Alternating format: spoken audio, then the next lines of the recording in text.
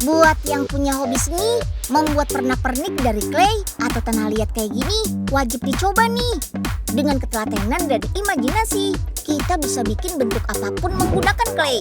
Kotor-kotoran sih gak masalah ya, yang penting bisa belajar. Dengan kreativitas, seni clay juga bisa loh untuk membuat bunga-bunga cantik seperti ini. Mirip banget ya kayak bunga beneran. Nah, berbeda dengan clay untuk gerabah yang terbuat dari tanah liat. Clay untuk membuat bunga ini terbuat dari berbagai jenis tepung. Jadi bisa dimakan deh. Halo Sobat Unyil, jadi ini aku lagi megang clay nih. Kelihatannya mirip tapi beda loh. Jadi ini namanya cold porcelain dan ini edible clay. Kenapa sih kok edible? Ya, jadi ini kita bikinnya pakai bahan-bahan yang aman buat dikonsumsi. Penasaran gimana caranya? Yuk kita kemon. Nah, ini dia bahan-bahan yang dibutuhkan. Ada berbagai macam tepung. Selain tepung, ada minyak kelapa dan corn syrup atau gula jagung. Untuk mempercantik tampilan, kita juga menggunakan bermacam-macam pewarna makanan cair dan bubuk. Pertama, kita campur tepung, minyak kelapa, dan sirup jagung. Aduk-aduk sampai adonan tercampur rata. Lalu bentuk adonan seukuran genggaman tangan. Wah, jadi mirip pempek ya. Adonan ini kemudian direbus di air mendidih selama 17 menit. Adonan harus direbus supaya matang dan gak gampang hancur saat dibentuk nanti. Adonan yang sudah direbus ini bisa awet sampai sebulan loh. Asal disimpan di wadah yang tertutup pada suhu ruangan. Setelah direbus, adonan ini dimasukkan ke dalam food processor. Yah, jadi hancur deh kayak kerikil-kerikil kecil. Nah Mbak, ini adonannya udah jadi. Mau cobain nggak? Boleh. Nah, ini nih adonan edible clay-nya. Penasaran gak sih rasanya gimana? Kita cobain yuk. Gimana rasanya? Jadi dia rasanya kayak wingko. Ada rasa kelapa-kelapanya sedikit dan agak manis sih. Dan teksturnya itu kayak mochi, teman-teman nih. Lanjut, adonannya kita uleni lagi ya, sambil diberi sedikit pewarna. Warna yang dipakai disesuaikan ya dengan jenis bunga yang mau kita buat. Kalau sudah diberi pewarna, lapisi adonan dengan plastik di kedua sisinya.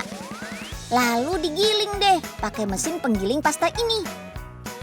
Kita cetak deh adonannya jadi kelopak bunga atau daun, sesuai dengan kebutuhan.